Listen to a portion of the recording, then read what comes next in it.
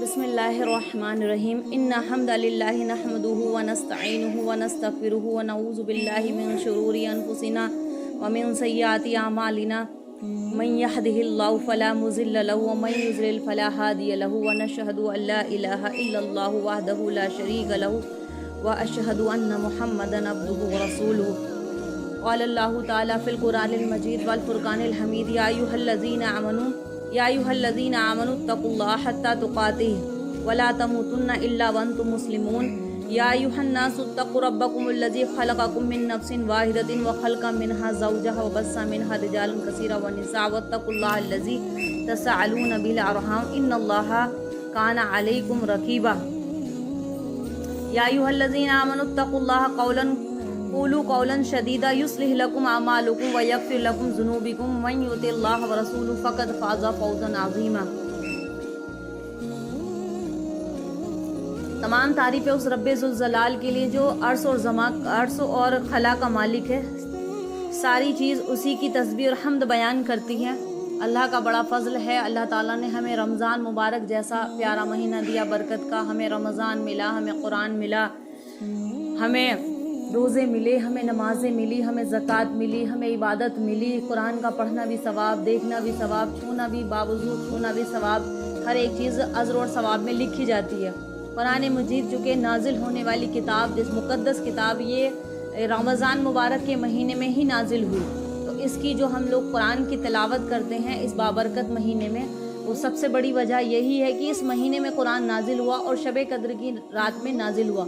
बाकी और पहली किताबें जैसे तौरात, ज़बूर, इंजील, ये किताबें भी बाबरकत किताबें भी ये भी इसी महीने में नाजिल हुई। ये महीना ख़ास है, पहले से चलता चला आया है अम्बियाओं के साथ में। और कुरान मजीद के नुज़ूल के बाद तो सबसे बड़ी ख़ासियत यही है कि उम्मत मुहम्मदिया को ये इनाम दे दिया गया कि मेरे बंदो तुम्हें ये इनाम दे दिया जा रहा है ता क़यामत तक कोई नबी दूसरे नहीं आएंगे और कोई किताब नहीं आने वाली।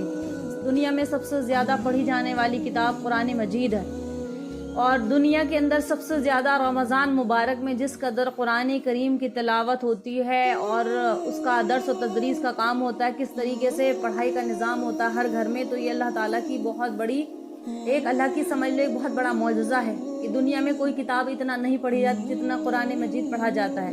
कहीं भी गाँव हो, शहर हो, दुनिया के किसी भी कोने में, और रमज़ान सबका एक ही महीना एक ही बार आता है। ऐसा नहीं कि रमज़ान कभी दो हो गए या ईद दो हो गई। हाँ, सऊदी अरेबिया के अंदर 3 या 4 घंटे का फ़र्क है, 2.5-3 घंटे का। इस वजह से वहाँ पहले शुरुआत होती है, एक दिन पहले से।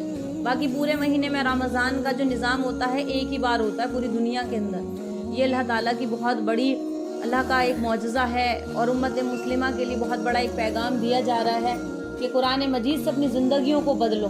कुरान मजीद अगर हमारे हाथ में है ये किताब, तो इसको ये किस लिए है? सिर्फ पढ़ने के लिए नहीं है, हुर्फ़ों की अदायगी के लिए नहीं है। सिर्फ इसके अंदर जो बारीकियां हैं, इसके अंदर जो बरकतें हैं, वो कैसे मिलेंगी जब तक इसको समझा ना जाए। आराम की किताब की तरह रूप दोहरा कर इसको रख देंगे बंद करके। ज़िंदगियों में बदलाव कुछ नहीं है।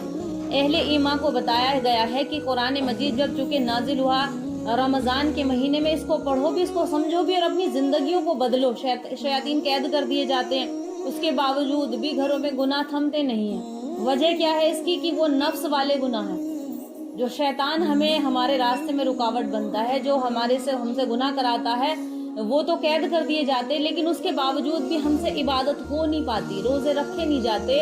इबादत क्यों? क्योंकि पहले से आदत नहीं है इतनी करने की। फिर अचानक से एकदम से रोज़ा भी रखना, कुरान भी पढ़ना, तरावी की नमाज़ें पढ़ना, तहज्जुद पढ़ना, और इस तरह से सारी चीज़ें हो नहीं पाती।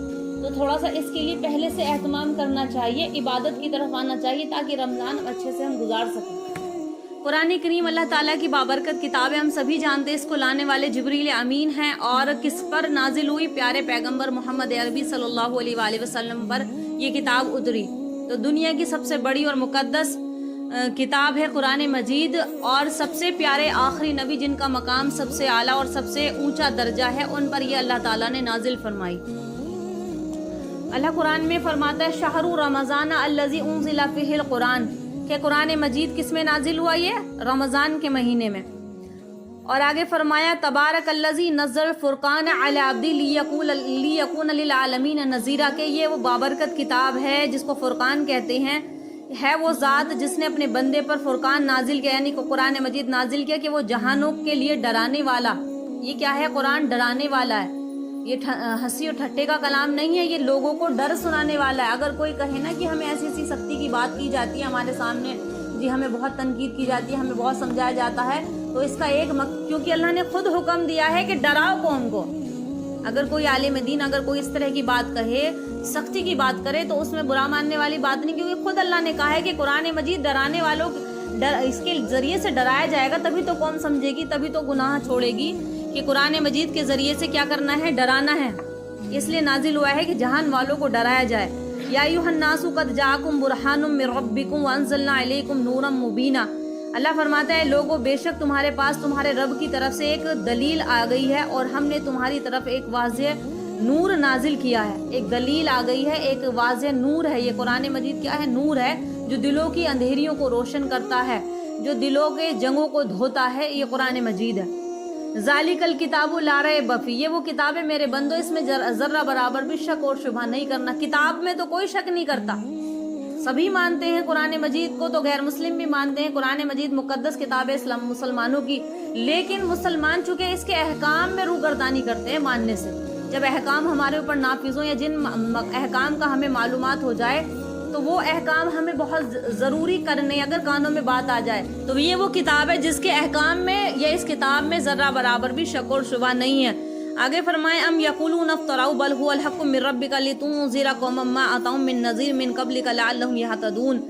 کیا وہ کہتے ہیں کہ پیغمبر نے اسے خود گھڑ لیا ہے؟ مکہ کے کافر کہتے تھے نا کہ پیغمبر نے خود گھڑ لیا ہے، بلکہ وہ حق ہے اور آپ کے رب کی طرف سے ہے، تاکہ آپ ان لوگوں کو ڈرائیں جن کے پاس آپ سے پہلے کوئی ڈرانے والا نہیں آیا، شاید کہ وہ ہدایت پا جائیں۔ اور اللہ فرماتا ہے انا نحن نزلنا الذکر وانا لہ لحافظون، کہ بے شک ہم نے اس کو نازل کیا ہے، بے شک ہم ہی اس کا یعنی قرآن مجید کو نازل کرنے والے ہیں، اور ہم ہی حفاظت اس کی کرنے والے۔ قرآن مجید کی حفاظت کون کر رہا ہے؟ اللہ تعالیٰ کر رہے ہیں۔ قیامت تک اس میں ذرا سا بھی رد و بدل نہیں کر سکتا کوئی، اس کے اندر تحریف نہیں کر سکتا، اس کو بدل نہیں سکتا۔ پہلی کتابیں آئیں، تورات، زبور جیسی کتابیں، بڑی بڑی مقدس کتابیں، ان کو اس کے اندر تبدیلی کر دی گئی۔ جو وقت کے حکمران آئے، بادشاہ آئے، انہوں نے اپنے مطابق فیصلے کر دیے، کیونکہ یہ تو سب کی خیر خواہی کرتا ہے، غریب ہو یا امیر ہو، سبھی کی خیر خواہی کے لیے اللہ تعالیٰ نے نازل فرمایا۔ کسی ایک قوم کا اس میں فائدہ نہیں ہے، یہ تو تمام جہان والوں کے لیے ایک نور ہے، ایک ہدایت ہے، ایک روشنی ہے، اور اس کو راستہ دکھاتا ہے۔ جو اس سے چاہے تو وہ اپنا راستہ حاصل کر سکتا ہے، اس کو منزل مل سکتی ہے۔